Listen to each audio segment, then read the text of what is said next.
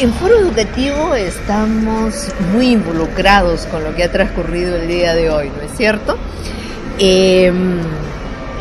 Hemos sido parte como foro de la mesa sobre buen desempeño docente, pero igualito es sorprendente ver cómo empiezan a aparecer esos resultados. Yo quisiera que nos contaras primero cómo se ha hecho, porque la metodología es muy importante en este estudio, y después si nos puedes adelantar algo sobre los primeros resultados. A ver, efectivamente Foro Educativo y el Consejo Nacional de Educación firmaron un convenio para poder echar a andar toda esta maquinaria que es la Mesa Interinstitucional de Desempeño Docente, en la que participan alrededor de 20 instituciones que fueron convocadas, que vienen universidades, pedagógicos, ONGs, colectivos de docentes, los proyectos de la cooperación internacional, los gremios, el colegio de profesores. Es decir, hay una cantidad bien interesante de instituciones que tienen una característica común, y es que trabajan con docentes.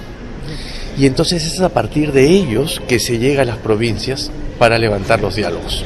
Pero al mismo tiempo, cuando me refería yo a que la metodología me parece muy interesante, es porque han comenzado, si queremos saber sobre los docentes, preguntándole a los docentes y preguntándole a los estudiantes. Exacto. ¿No es cierto? Entonces, cuéntanos sobre eso. A ver, sí. Lo que hicimos fue eso. La primera idea es, ya tenemos una revisión bibliográfica, ahora veamos qué es lo que los docentes opinan sobre lo que es su desempeño, su bueno y su mal desempeño. Para no preguntarlo tan directamente, armamos estos 3 ejes, que era que recuerden a su mejor y peor profesor y que expliquen por qué, que digan cuáles serían las mejores características que exigirían para el profesor de sus propios hijos o hijas, y luego que traten de pensar cuál es la práctica de la que ellos creen que sus alumnos se sienten más orgullosos de la práctica de ellos. Y esas preguntas las organizamos en estos ejes. Bueno, pero ha sido en varios departamentos. En varios, han sido hasta el momento de la presentación en 16 regiones, pero van 22 regiones, es decir, ojalá podamos completar todas las regiones. Son 16 regiones, son 36 diálogos, y hasta el momento han participado 900 maestros. ¿Qué sale de esto? A ver, como mencioné ahora en la mañana, salen algunas cosas que creo refuerzan la idea de la identidad profesional de los docentes. Primero, que hay una tarea pedagógica, y el docente es quien desempeña esa tarea pedagógica. No somos los psicólogos, no son los sociólogos ni los antropólogos, son los docentes. Y entonces hay que fortalecer esa idea de profesión docente. Lo segundo que sale de esto, como un buen desempeño, es que los docentes, para poder trabajar bien, necesitan de una práctica que hemos llamado relacional. Necesitan saber comunicarse con el otro, comunicarse de la mejor manera, interactuar con el otro. Esto no es un trabajo solitario. No se trata de que yo vaya a hay mucho de emociones. Yo he estado en los diálogos, he participado y me sorprendía todo lo afectivo que sale. ¿Lo están ustedes encontrando en la investigación? Mucho. Hemos agrupado eso en características que complementan las características profesionales, cosa que es muy bueno por un lado, pero también muy riesgoso por el otro. ¿Por qué? ¿Por qué? Porque eso puede inclusive sobrepasar las características profesionales, que son las que también se necesitan. ¿A qué te refieres con características profesionales? Por ejemplo, a las características netamente de trabajo pedagógico, desde programación de aula hasta utilizar técnicas y herramientas que le permitan al docente poder generar estos aprendizajes en los alumnos dentro del aula. Participar, por ejemplo, del trabajo de la escuela como institución y no en las aulas como estancos. Y eso implica relacionarme con mis colegas, eso implica relacionarme con el director, eso implica relacionarme con la comunidad y los padres de familia. Entonces, esas características son fundamentales y son las que diferencian al profesional docente.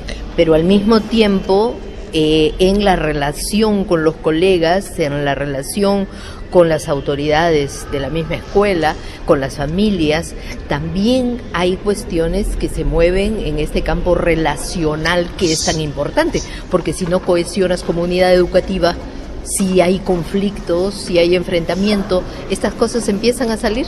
Sin duda, empiezan a salir. Ahí hay un elemento importante que tiene que ver no con habilidades técnicas para relacionarte, sino con la vocación. Por ejemplo, ahí esta idea de interactuar con el otro se vuelve importante. Y eso no supone que lleven pues cursos de interacción, ¿no? Porque eso es poco probable que se logre. Así como es importante formarse, por ejemplo, en programación curricular, formarse en interactuar bien con las personas no es tan fácil.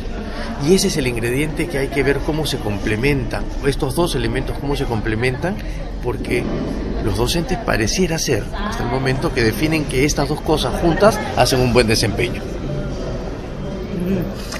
Bien, pero hay otros aspectos que han aparecido, han aparecido, ¿no? Entre por ejemplo, esta disyuntiva de si es lo disciplinar o lo metodológico, que va a marcar muchísimas cosas. Por ejemplo, que pueda ser maestro alguien que no ha estudiado pedagogía, ¿no? Ese debate, ¿puedes explicarnos un poco? Claro, una tensión permanente en la definición de este desempeño tiene que ver donde nuevamente pongo el énfasis.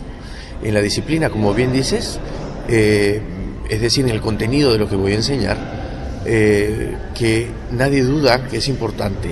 La duda es si eso es más importante que otras cosas. Y entonces surge lo que dices. Un matemático podría ser profesor de matemática. Pero la realidad te dice que no es suficiente conocer la disciplina, sino que también tienes que saber transformar esa disciplina en procesos que generen aprendizajes en los estudiantes. Y esa es la magia del profesional en la pedagogía. Claro, la magia. Y la torpeza es pensar que es uno o lo otro. O lo uno o lo otro. Exacto. Cuando lo que necesitas es de ambos. Exacto, necesitas. Siempre pongo, un buen profesor es el que sabe matemática, pero que además de saber matemática, sabe enseñar matemática. Una u otra no es posible.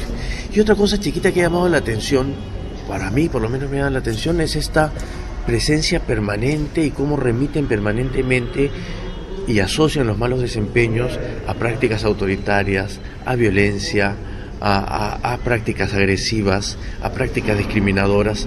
En la Sierra Sur ha salido mucho, en los diálogos de la Sierra Sur, que recuerdan a los profesores como malos cuando hacían diferencias entre los niños que eran o más ricos o que venían de mejores familias, o que tenía un color de piel más blanco, ¿no? Y que tendrá que ver también con que sí, pues buen desempeño del docente, pero buen funcionamiento del aula, ¿no? Buen funcionamiento de la escuela y buen funcionamiento de una sociedad que sea, claro, sin duda. ¿No es cierto? Sin duda. Te agradecemos muchísimo, Ricardo, por esta presentación de hoy y también por la entrevista. No, a ustedes, muchas gracias.